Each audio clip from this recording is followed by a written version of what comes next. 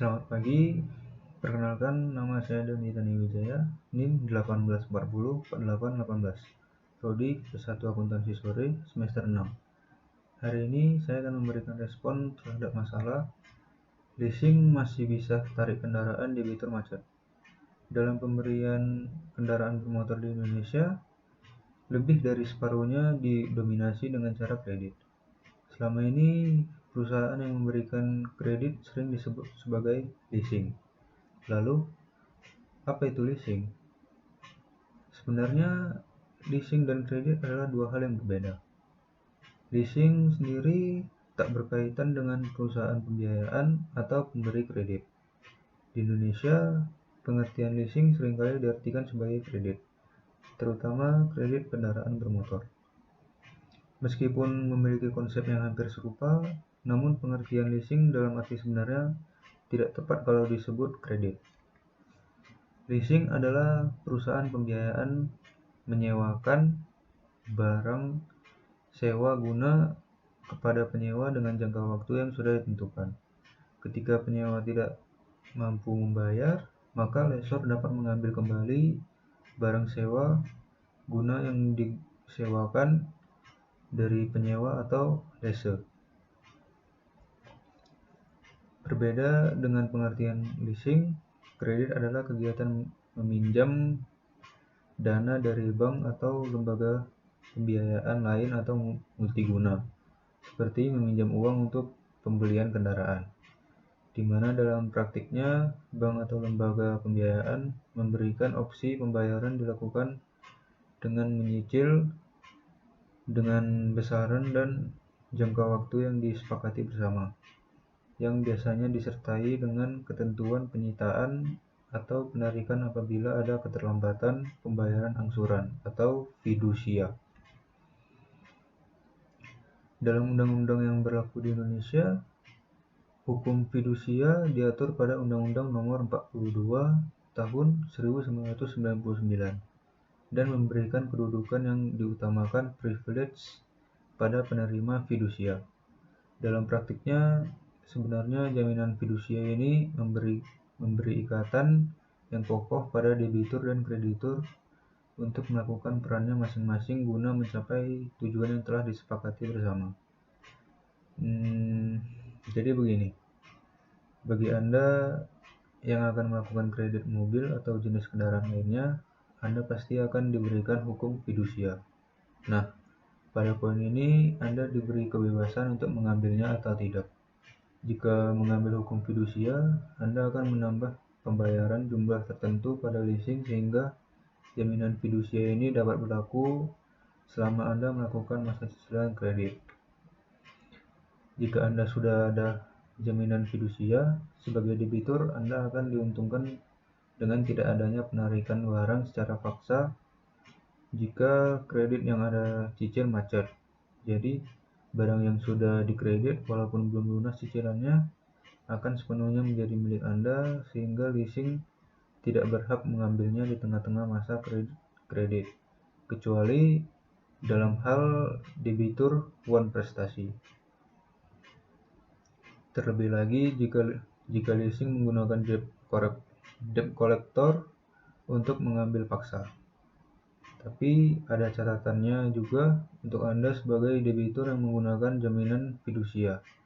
Anda tidak diperkenankan mengalihkan kendaraan ke pihak lain selama masa kredit masih ada.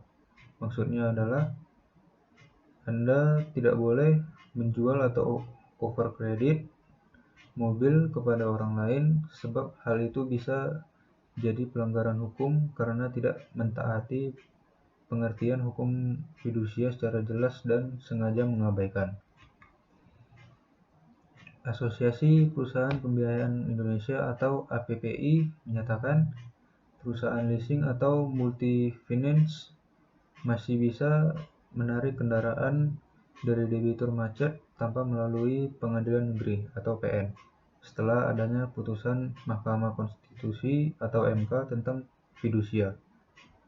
Maksud dari putusan MK adalah menuntut agar kontrak fidusia dapat dibangun secara benar, baik dari sisi formil maupun dari sisi substansi.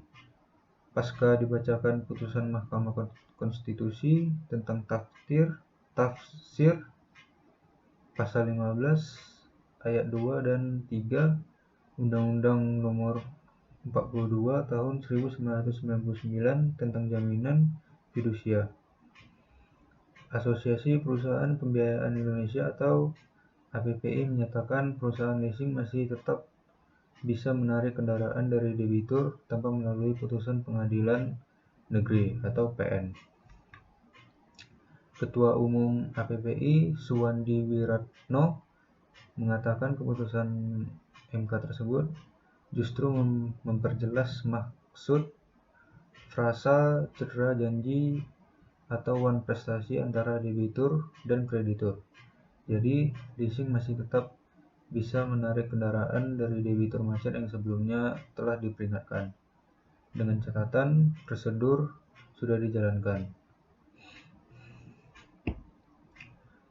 Menurut Suwandi, terdapat kesimpang siuran di masyarakat pasca putusan MK nomor 18 PUU 17/2019 tertanggal 6 Januari 2020 dibacakan.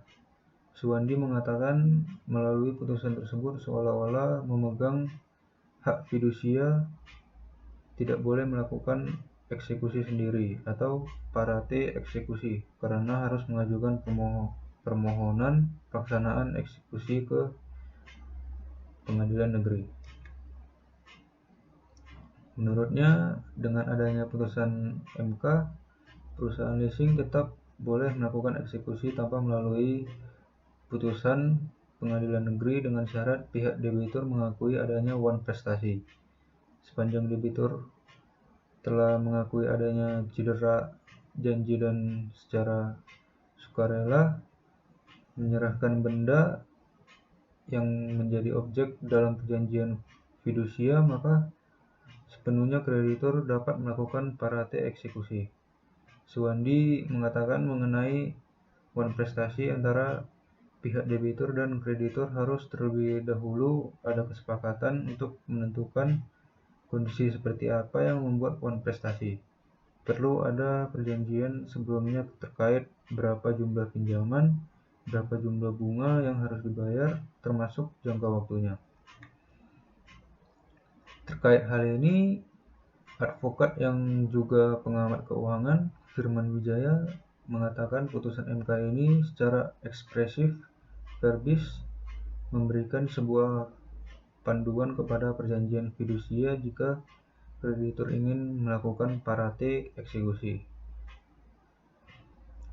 Menurut Firman, MK sama sekali tidak melakukan perubahan terhadap makna cedera janji sebagaimana yang diatur dalam pasal 15 ayat 3 Undang-Undang Jaminan Fidusia.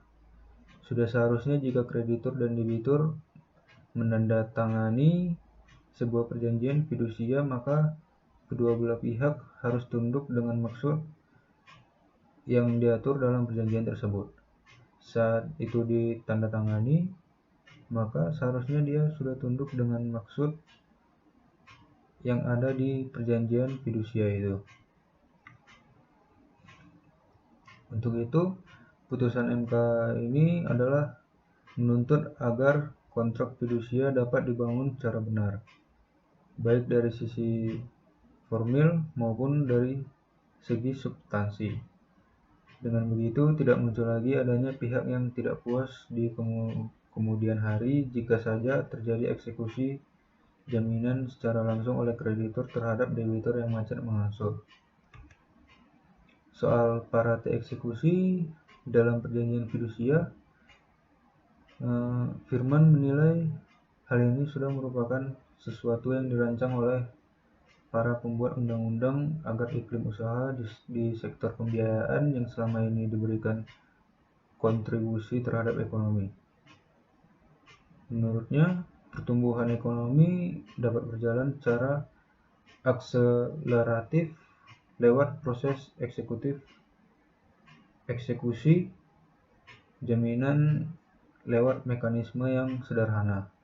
Eksekusi jaminan secara langsung merupakan hal yang juga disepakati oleh kreditur maupun debitur.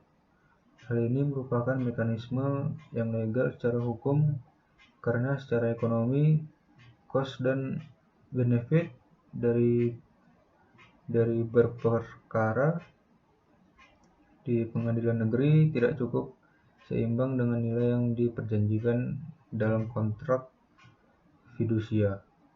Dalam konsep ekonomi, ada cost dan benefit. Kalau orang berperkara harus dicarikan konsep alternatif, makanya ada yang namanya parate eksekusi. Oleh karena itu, putusan MK ini sebenarnya memitigasi risiko. Secara hukum, yang bisa dilakukan adalah proses yang cepat. Jadi, proses cepat itu ada kaitannya dengan biaya. Makin lama, makin besar biayanya. Karena itu, parate eksekusi adalah hukum yang bersifat eksklusif. Jadi, keputusan MK selama ini tidak menghilangkan parate eksekusi. Ada baiknya jika pihak leasing lebih berhati-hati dalam mengeksekusi hak fidusianya. Selain itu, sudah seharusnya leasing lebih selektif dalam memberikan pembiayaannya dengan jalan menaikkan down payment dan memperketat manajemen risikonya. Hal ini dilakukan agar terhindar dari jebakan debitur yang tidak mau membayar utangnya, tapi tetap ingin menguasai kendaraan yang belum lunas dibayar. Selama ini, model bisnis perusahaan pembiayaan hanya mengandalkan uang muka dengan jaminan BPKB atas nama debitur. Permasalahan muncul di kemudian hari ketika debitur tidak membayar angsuran. Hal ini dalam jangka panjang akan menghambat laju industri multifinance. Jika hal tersebut terjadi, maka akan mengganggu industri yang lain. Industri yang berhubungan dengan otomotif akan terkena imbas. Efek lainnya akan berdampak ke sektor perbankan yang selama ini telah memberikan kredit. Respon saya sih, jangan sembarangan mengkredit kendaraan atau barang yang kita tahu sendiri jika kita tidak mampu membayar. Kendaraan atau barang tersebut akan ditarik oleh pihak yang memberikan jasa kredit untuk kita. Oke, sekian dari presentasi saya. Salam sejahtera untuk kita semua.